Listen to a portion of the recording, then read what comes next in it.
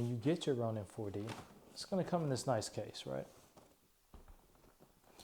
But unboxing it can be a little awkward, and I'm pretty sure people have kind of figured out to do the same thing, but I'm going to show you a little best practice tip of getting this thing easily in and out of this box. All right, so we are going to, so you have the Ronin 4D here. This is how it's packaged from the manufacturer without the lens and the E-mount and all that stuff. The monitor does just sit exactly like that. It doesn't come with the battery on it. You put the battery on it and you have room for that once you have a battery. So that's really convenient. Then you have an accessory pouch right here in the packaging. And that's really all that can go in here. There's not much more that can go into this packaging, or into this case, should I say. But all right, so what you're gonna wanna do is you're gonna wanna grab the left handle out of here. And this is the joystick handle. I'm gonna tighten that up there. So take the joystick handle, it inserts here. So what you do is you keep that unlocked. So when you push it down, it locks once it's in there, but you keep it up for unlocked and you slide it right in here. You hear that click, it's pretty satisfying. And then you want to take that lever, bring it down and lock it in. So now it's nice and snug and tight.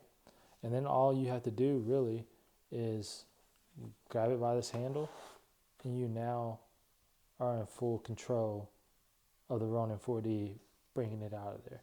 You can also sit it right back in just like that. Oh, kind of couldn't see. And there you go. So that's my little tips and trick on how to get the Ronin 4D easily out of the case. Get the other handle on. You can now pull out the monitor. You can grab it by the top handle, which I would suggest doing that. Get the case out the way and get everything set up. And I'm really just going to get it in its natural position. There we go. So now we're going to start getting into the third-party accessories that I went with. So I went with a Sony E-mount. So this E-mount was sold separately, got that, and I have a 24mm G lens for wide, because wide was kind of the first lens I need. I hope to get a cinematic lens, a cinema lens with the focus accessory here soon. But right now I'm going to go with the autofocus lenses until that need is needed. Pretty easy to mount. It's actually really easy. I can show you here.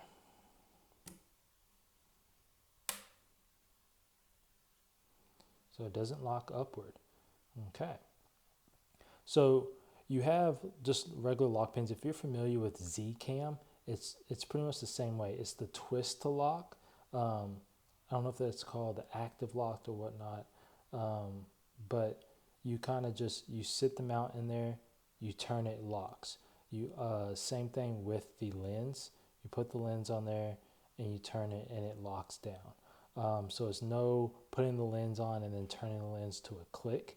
It's actually, you're turning these locking mechanisms on the actual mount to get them locked and unlocked. But I went with the E-mount because I am going to start probably investing into Sony cameras going forward. I'm waiting to see what they come out with, but I think I was actually really hopeful with Blackmagic coming out with a better form factor, and they did not. So I potentially could venture into something else that is also capable of using E-mount lenses. So, but we will see. The LiDAR connects right here on this mount. Slide it up, and then you can lock it down connector is right here. It's a USB-C connector. Push that into there, and then you can tighten it down with this pin here so that that's nice and firm. So the LiDAR goes right there, and as you can see, I do have the goodness gracious, the counterweight that came with the camera, and that is, I think you need that on there with this adding weight on the front, especially if you have a lighter lens like this. You're going to need some counterweight on there to help it out. So I did have to use that with this smaller, lighter lens. So that's there. So now we'll dive into what a lot of people have asked me about is my SSD storage. I actually got familiar with these with Zcam. I actually had one that was a CFast to SSD. And then I found these, and I actually have two of these so that I can hot swap them. Well, not hot swap them. You don't ever want to do that. Never hot swap your storage devices. But so I can quickly swap them out. Both of them are 1 terabytes for now. But what I did is I modified it a little bit with some super glue and a Velcro strip. So that is on there. And on the back, on top of my battery, is another one. I did not super glue this one onto here for obvious reasons. But I did just use the adhesive that comes with it. I mean, this is a pretty solid surface for it to stick to. There's rubber on the bottom of the Tilta SSD, which kind of made it slip right off. So I had to super glue it. But this stays right back there, and it stays on there. You can pull it right off, connect it to my computer. I can leave it there and just switch out the SD with my second one. But that does go, I'm struggling from this view. That goes right there, and that stays there as my storage. And the Condor blue USB-C cable, I wanted something short so that it wasn't restricting my hand grip on anything or getting in my way. And I'm glad I found a right angle because it works just perfectly. So the right angle goes into there. I tuck it this way. And then you have USB-C right here. And we just plug this right in to the USB-C. And I have had no problems with it. It's great. I did pick up the Tilta top handle. This was actually one of the first accessories I picked up. And if you are not using the, and I'll tell you why I got it. If you are not using the Tilta Hydra car mount, I don't think you need this, and I don't think you should get it. One, it comes with a top handle that has some buttons built into it that you could really take advantage of, and this is just, a handle. No tech into it at all. It is a little bit, it just feels bigger. It's a little bit, it is longer. I know that for sure because I have reached out to Tilta with this handle on here. I think it sits like there. It has a little bit more room out, and the LiDAR, so if you were doing a high, like a shot at someone's face, and then you started dropping down maybe and getting like a lower angle on them, you could potentially, with this being tracked and it tilting backwards, you could hit this. Or say it's out here and it swings back really quickly, or it's car mounted, you can really hit this with the LiDAR. And I don't know how much damage it would do. It'd have to be going pretty tough, but the clearance isn't there. So I only really trust this handle when I'm mounting the Hydra arm. And that's because, as you can see, I have the quick release plate for the Hydra arm on here. So pretty much this handle is my second handle that I take this one off with these screws. You just unscrew the DJI handle and pull that off, and then this one just replaces it. And so I put this on there when I'm car mounting, and then I clip this onto the Hydra arm, and I'm good to go. So it doesn't have to be flipped. The camera doesn't have to be flipped over upside down.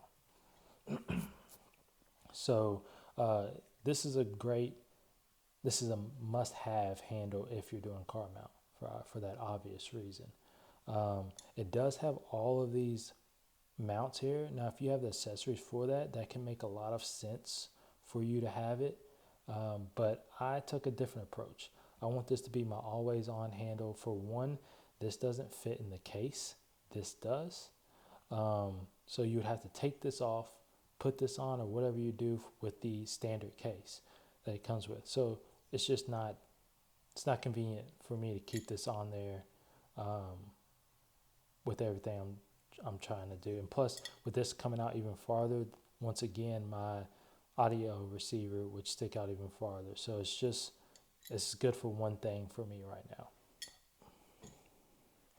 So with that said, and needing more mounting points on here, I actually picked this up by Nice Rig.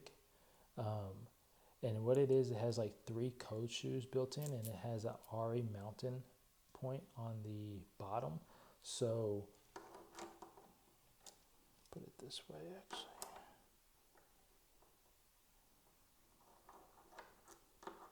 Sorry. So this goes on right here, and I am struggling right now. All right. So this goes up here. I want my monitor here, and I have had it there. But like I was saying, the case is very specific on how things can fit in there, and it only fits in when the monitor is closed in this way, right? So it doesn't work. I can't have the monitor up here because, yes, you would think, okay, I can just take it off and then switch it here, and that's what I had thought originally. But as you can see on the back of the monitor, you have to unscrew this bracket here, this mounting bracket, and you have to move it to these bottom screws to be able to have it sitting up this way on the top. So you'd have to do that every time that you want to box it up. That's just not, that defeats the purpose of this camera. You want to pull it out and you want to start shooting. So I went back to putting it right where DJI wants me to put it. So that's going to stay there. But I have this here for a couple reasons. The audio receiver can now go here, and I can actually see toward me what my levels are and if anything's peaking. And that audio runs right down in here into the mic. Now up here on the top, in case you want to or need to. So even if you're not using an audio receiver, you can put a shotgun mic up here or whatnot. But what I now tried out, and it worked pretty great, and you will see at the end of this video. But now I have a light source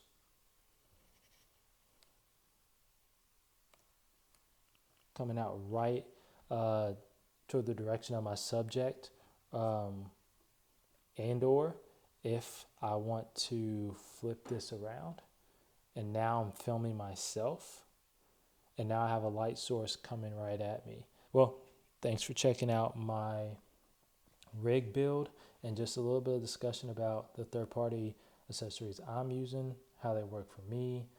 Any questions, definitely leave them in the comments. I'm making more videos about things people want to see.